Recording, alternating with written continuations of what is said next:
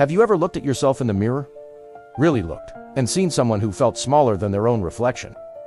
I'll never forget the day my inner child made herself known to me, not as an abstract idea, but as a living memory lodged so deep inside me, I thought I'd buried it forever. I'd been working late, glued to my laptop, pretending to be productive, while my chest felt like it was wrapped in barbed wire. I'd just had an argument with my best friend. The kind of argument that stings in places you can quite name. Why do I freeze when someone gets too close? Why does my mind scream run when my heart whispers stay? It started on an ordinary Tuesday. Sheedy said something simple. Why do you always shut down when I am trying to love you? That question haunted me the whole drive home. Why do I pull away from people who show me warmth? The walls felt so big then. The carpet scratchy under my bare feet. My father's voice boomed from the kitchen, angry, sharp like broken glass. My mother's voice was softer, but coated with that icy edge that said, "Don't make it worse." I realized in that moment that I had never outgrown that fear. I had just grown taller around it. I closed my eyes and pictured her, small, wide-eyed, trembling in that hallway. I wanted to reach out, to scoop her up, to tell her it's not your fault. But when I woke up, I felt something different. Not better, not healed, but cracked open. I knew that if I wanted to stop pushing away love, stop sabotaging closeness, stop running from people who genuinely cared, I had to go back for her. You didn't do anything wrong? But she flinched from me. I could feel it, because I had ignored her for so long. Because the truth you face is the only truth that can set you free. I learned that night, and so many nights after. That love was dangerous. That closeness could shatter into pain without warning. That being quiet, invisible, good was the safest place to be. I whispered to that child. My child, I am so sorry I left you there. Because that's what we do, isn't it? Maybe it's the child you left behind, still standing in that hallway, waiting for you to come home. The fears I inherited, and how they shaped every choice I made without me even knowing. I let her cry in my mind. I let myself feel her fear, her loneliness, her desperate wish for someone to hold her and promise the world wouldn't always feel this sharp. We abandon the parts of us that hurt too much to carry. We promise ourselves we're stronger alone. But the truth is, those abandoned parts never stop waiting for us to come back. When I got home that night, I didn't turn on any lights. I just collapsed on the couch, phone buzzing with messages I couldn't bear to read. I lay there in the dark, hearing the hum of the fridge, the distant cars outside, the sound of my own heartbeat echoing in my ears. If I stayed still enough, maybe they'd forget I was there. Maybe the yelling would stop. And then it happened. The memory. It rose up like a ghost. Uninvited, unstoppable. I saw myself, maybe 5 or 6 years old, standing in the hallway of my childhood home. I remember pressing my back against the wall, holding my breath so I wouldn't make a sound. But it didn't. It never did. I felt it then. That cold stone of fear in my belly. The way my little hands curled into fists, nails digging crescents into my palms. Lying on my couch decades later, I felt that same fear ripple through me, as if I'd become that child again, frozen in the hallway. My inner child wasn't some sweet idea from a self-help book. She was real, alive, buried under layers of I am fine, and I don't need anyone. Tears poured down my face. Not the polite kind, but the messy, gut-wrenching sobs that shake something loose inside you. That night, I sat with my inner child for the first time. I stayed. I didn't rush the feeling away. I fell asleep on the couch that night, tear-streaked and exhausted. So if you're here, wondering why your heart aches the way it does, why you keep repeating the same hurts, the same loneliness, maybe it's not about your adult self at all. In the next part, I'll tell you how my inner child learned these wounds in the first place. The silent rules I absorbed. Stay with me. It gets raw, but it's worth it. If you met me back then, the child version of me, you would be seen someone quiet, polite, always ready to smile on command. Teachers loved me because I never caused trouble. Adults praised me for being so mature for my age. Other kids sometimes asked why I seemed so serious. I was maybe 4 or 5. So tiny, I had to stand on my tiptoes to reach the kitchen counter. My mom was making dinner. The smell of onions sizzling in butter still brings me back there every time. I didn't know it then, but now I know she'd probably spent the day exhausted, carrying burdens no one ever helped her hold. Mommy, look, she snapped. Not now. Can't you see I'm busy? Go to your room. I didn't know how to answer that. How do you tell another child that you learned to be small so you wouldn't get in the way? I wanted to show her something I'd drawn. A big messy heart with stick figures inside it. One of my earliest memories feels like it was carved into my bones. I remember tugging at the hem of her shirt, trying to get her attention. I didn't cry, I just did what she said. Don't be too much. Swallow it down. Sat on my bed, stared at the wall. I remember the TV was on. Some game show flashing bright colors and canned laughter. Then I heard the front door slam. Heavy boots on the floorboards. I knew that sound in my chest before my ears could catch up. My dad was the storm loud, unpredictable, a man whose moods controlled the temperature of the whole house. When he was calm, we tiptoed around him just in case. When he was angry, we disappeared into our rooms. We heard their voices, sharp, cutting through the walls. I was the child who didn't complain when someone took my toy. I was the friend who said, "It's okay when people forgot my birthday." I was the teenager who laughed when someone crossed my boundaries, just so they wouldn't think I was dramatic. Will they stop fighting if we're really quiet? I remember saying yes, even though I didn't believe it. That's when I made my second silent promise. If you stay invisible, you stay safe. The house was warm and smelled like cinnamon and pine needles. Everyone gathered around the big table. Aunts clinking wine glasses, cousins tearing through gifts. If you show them who you really are, they'll leave you. Go play ID, rapped for myself. A second-hand book ID saved up for all month. I read that book, cover to cover under my blanket, while the party roared on the other side of the wall. That was the night I decided, you don't need anyone. You can take care of yourself. I was the reliable friend, the one people trusted with their secrets. I was the partner who gave everything, but asked for nothing. We heard our mother's tears and our father's thunder. And in my tiny mind, I made my first secret promise to myself. Don't be a bother. Don't need too much. Don't ask for love. She didn't turn around. Her shoulders were tense. Your feelings matter. Your presence matters. And my greatest heartbreaks, and how I finally realized that healing my inner child was the only way out. I tugged harder. She spun so fast I almost fell backward. Her eyes were glassy with tears she refused to let spill. They just learned to hide behind masks. Perfectionism, people-pleasing. You think you're immature for never asking for help. But what you really are is terrified that if you ask, you'll be rejected all over again. The sharpness in her voice sliced through me like paper cuts you don't feel, until they sting later. They seep out sideways in ways you can't control. That child version of you isn't broken. They're just waiting for you to come back for them. I remember standing there, tiny paper in my hand, the heart I'd drawn already wilting in my grip. That promise became a hidden law inside me. Every time I wanted to say something, ask for help, or share my feelings, that old whisper would echo. Don't bother them. I watched my cousins squeal with delight at their new toys. I sat there, tracing the rim of my empty plate with my fingertip, waiting for someone to notice I hadn't opened a single present yet. The silence that raised me growing up. I thought our family was normal, because that's the only normal I knew. There's this one night I still dream about sometimes. I was maybe 8 or 9. My sister and I were playing with our dolls in the living room. My mom whispered, "Girls, to your room." We obeyed like little soldiers. I remember sitting in the dark with my sister, the glow of a pink nightlight, the only thing keeping the shadows at bay. My sister leaned her head on my shoulder and asked, "The roots of shame." I carried that promise everywhere. To school, to sleepovers, to church. Looking back, I see now how shame shaped every part of me. Shame whispered, "Your feelings are too much. Your needs are a burden." So I buried my feelings deep. But buried things don't die, they ferment. They grow mold and sharp edges. When the buried child comes out, one Christmas Eve when I was 12, my mom had been up since before sunrise, cooking enough food for an army of relatives. I remember feeling this tightness in my chest. This ache to belong, to feel wanted, to be part of the noise instead of floating above it like a ghost. No one did. At some point, my father barked, "Why are you sitting there like that?" So I did. I crept into my room, closed the door, and opened the tiny present. But here's the truth. No child should ever have to make that choice. The adult who carried the child fast forward 20 years. On the outside, I was successful. Inside, I was a desert. Starved for someone to see the child still sitting in that hallway, in that bedroom, waiting to be told, "You matter." Shadow work taught me that your inner child is never really gone. The invitation, if you see yourself in this, I hope you know, you're not alone.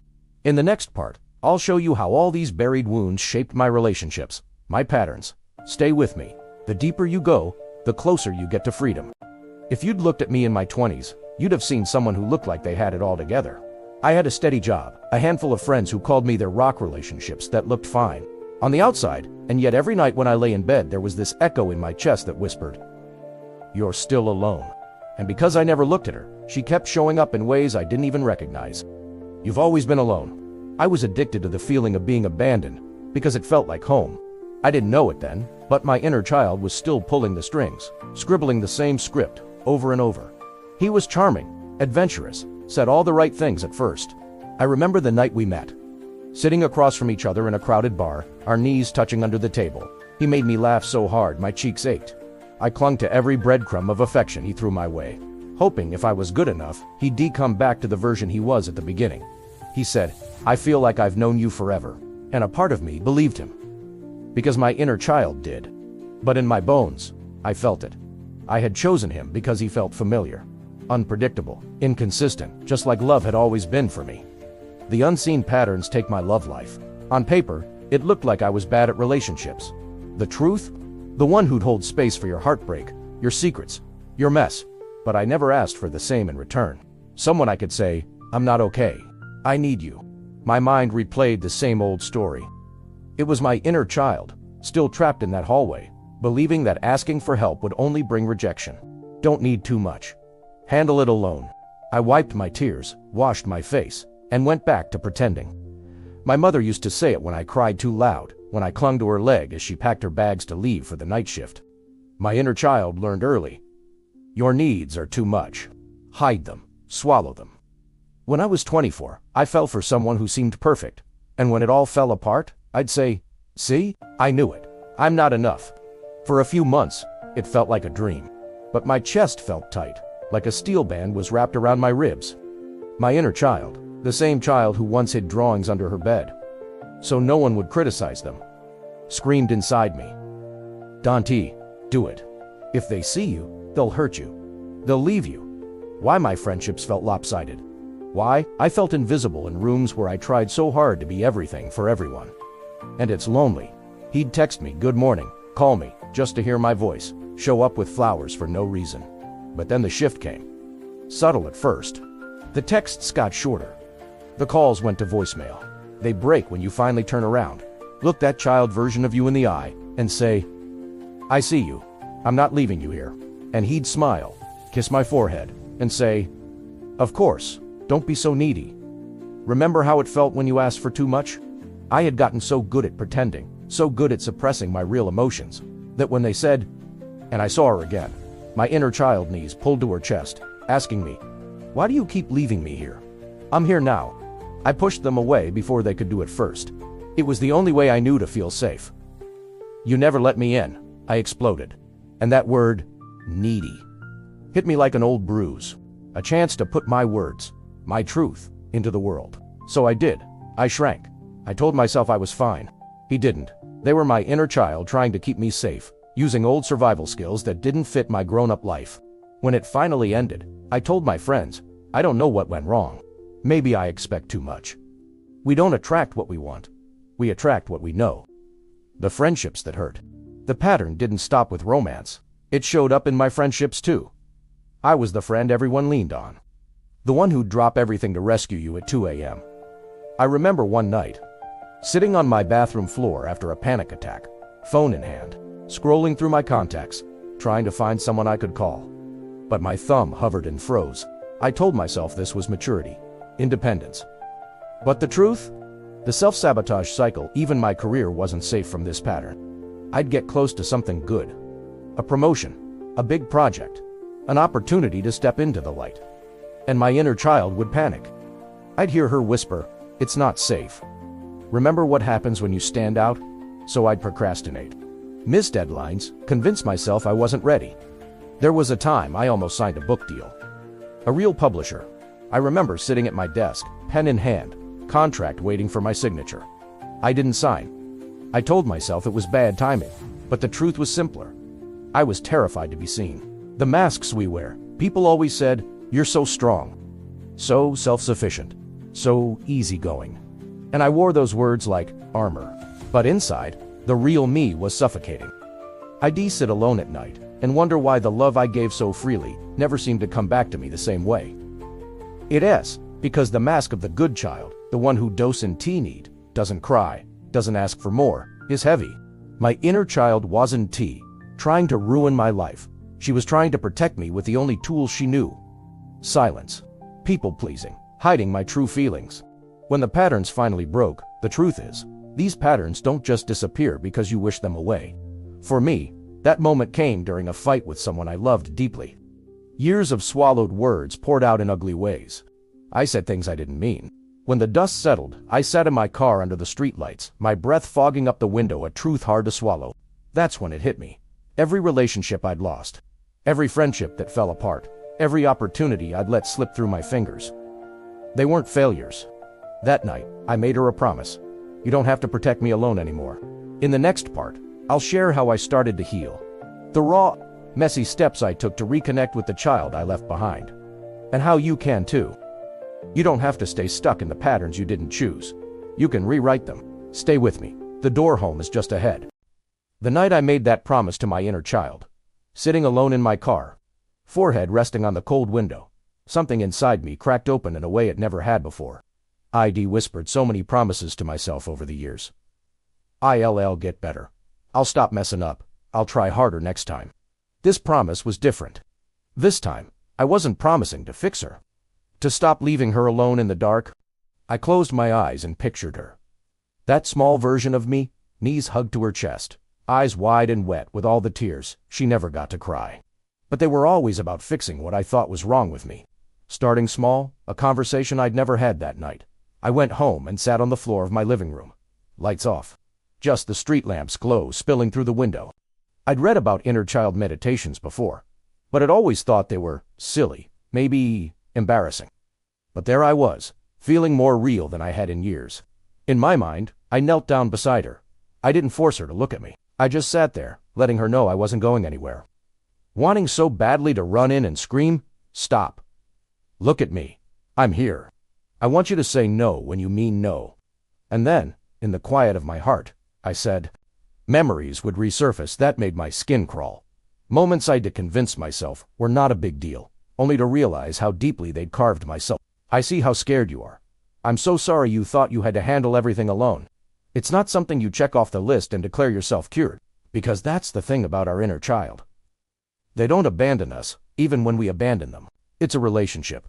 And like any relationship, it takes time, trust, and patience.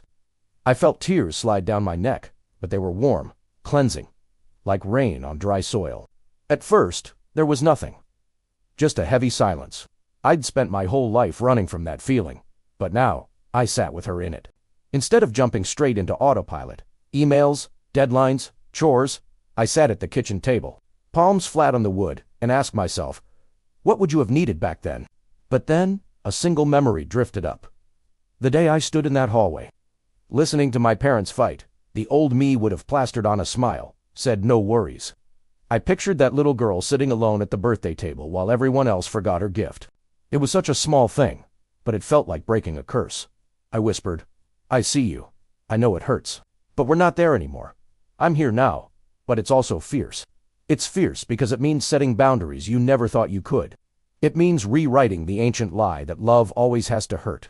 It means telling people, no, that doesn't work for me, even when your whole nervous system is screaming that you'll be left behind if you dare speak up. Then curled up in bed, replaying every lie my inner child believed. You're forgettable. You're not worth their time. I'd ask her, what do you want today? What do you need from me? For a few minutes, I wasn't the responsible adult holding the world together. Don't force a memory. Just ask, where are you? Let them show up however they do. I was just her. Wild and free. You don't have to do it perfectly. You just have to start. I let myself feel it. The helplessness, the smallness, the ache in my chest like a hollow pit. Still catch myself swallowing my feelings to avoid causing trouble. But instead of beating myself up, I'd pause and ask, whose voice is that? Is it mine? Or hers? The hard part, showing up over and over. Maybe it's rest. Maybe it's play. Maybe it's a boundary. Trust what comes up, even if it feels silly. The more you come home to them, the freer you become. Drop a comment. I'm ready to heal my inner child. The thing about inner child healing is, It's not a one-time ritual. Some days were beautiful. I'd wake up early, light a candle, write letters to her in my journal. The answers were so simple, yet so profound. I want to feel safe. I want you to play. Other days were brutal. And the day after that, because this is a lifelong friendship, not a quick fix. Who still wants to dance barefoot in the grass? Who still aches for a love that doesn't come with conditions? You're loved. I'm here for you now. Sometimes, sitting with her felt like scraping open old wounds that had never properly healed. I'd slam the journal shut. I'd distract myself with work, TV, anything to silence her voice. But she always waited. Patient, loyal, in her own broken way. Small acts that changed everything. One morning, I woke up after a night of dreams that left me feeling raw. The answer came instantly. A safe hug. It felt so stupid, but I wrapped my arms around my own shoulders. Closed my eyes. Whispered, "You're safe now." Another day, I let myself do something I hadn't done in years. I danced around my living room to music I loved as a kid. Songs that made me feel light, silly, alive. When the patterns started to shift, the shifts didn't come overnight. I'd still catch myself pushing people away when they got too close. One evening, a friend I loved dearly canceled plans but this time, I did something different. I sat with her. I made myself a cup of tea, called another friend, and chose not to carry that old abandonment story into my night. What it really means to heal people. Think healing the inner child is all about softness. And sometimes it is. It means learning to give yourself what the world didn't know how to give you back then. Protection, presence, unconditional acceptance. How you can start, even if it feels scary? If you're here, if you've seen your reflection in my story, I want you to know. You don't need to have it all figured out to begin. 1. Listen. Sit somewhere quiet. Close your eyes. Imagine your child's self. 2. Ask. When you feel them, ask, "What do you need from me today?" 3. Soothe. Give them what you can. Speak words you never heard as a kid. You're safe. 4. Repeat. Do it again tomorrow. The promise that changes everything. There is a version of you waiting to be seen. Not the you who always holds it together, but the you who still believes in magic. The more you hold them, the less they'll need to shout from the shadows. So if you're here, and this story touched something raw in you, don't let that spark fade. Let it be your promise. Share this with someone who needs to hear it. Subscribe so we can keep walking this healing road together. You're not too much. You're not too broken. You're not alone. You are the parent, the protector, the safe place you've been searching for all along. Thank you for listening to my story. And for giving yours a chance to begin.